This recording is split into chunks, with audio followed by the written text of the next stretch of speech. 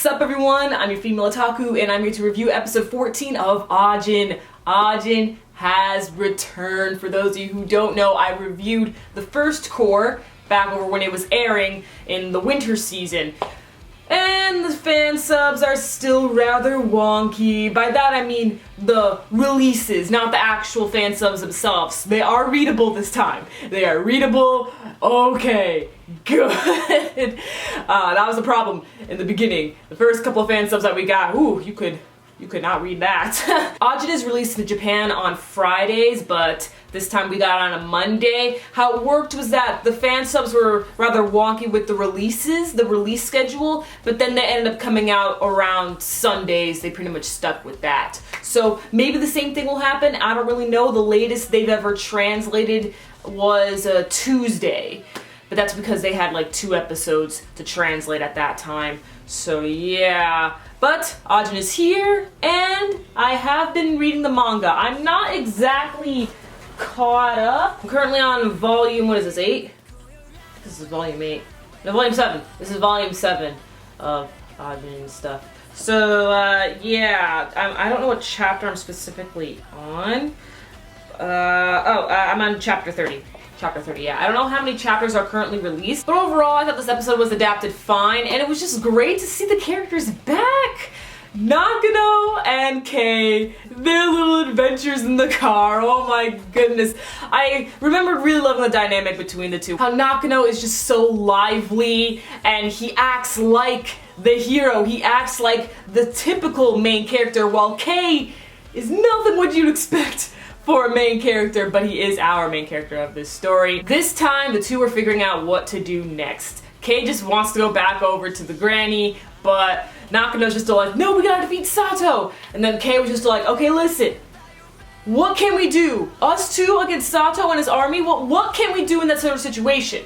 And then Kei, we find out what he was doing with his phone, because you remember we saw at the end of the first core, he had his phone, but we didn't really know why, like he was using it or what he needed it for at this point.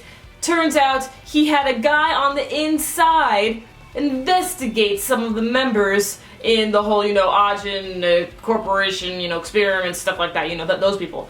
And the dude ended up finding Tosaki and gave Kei all the information he needed, including about Tosaki's fiance in the hospital. So Kei decided to use this information to become a pawn to Tosaki. They're gonna follow up with the plan when it comes to defeating Sato. Sato's next plan is to kill, I think 13 or 15, I don't remember, people who are involved with the government and the whole Ajin experiments and stuff. And what Sato wants is that he wants the government to admit what they have been doing to Ajin, the inhumane experiments, and wants to treat Ajin like the rest of the humans and make sure that they have regular human rights in society. But of course the government isn't going to do that.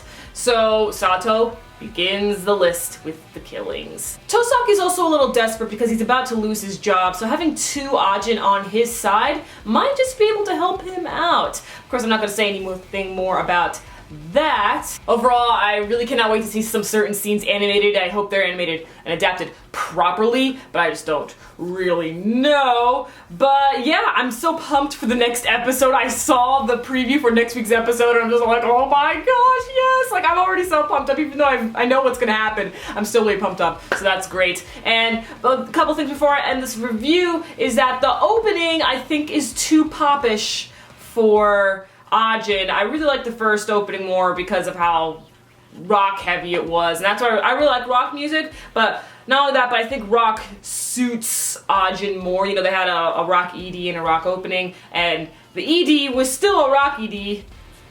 But damn, what's up with that singer's voice? I mean, come on, it can't just be me who's just trying to cover their ears and just get that sound out of their head. Jesus, what was that? And that's all for this review, so let me know what you thought of this episode, both manga readers and anime onlys. Catch me later as I review Trickster. I'm your female otaku, sayonara.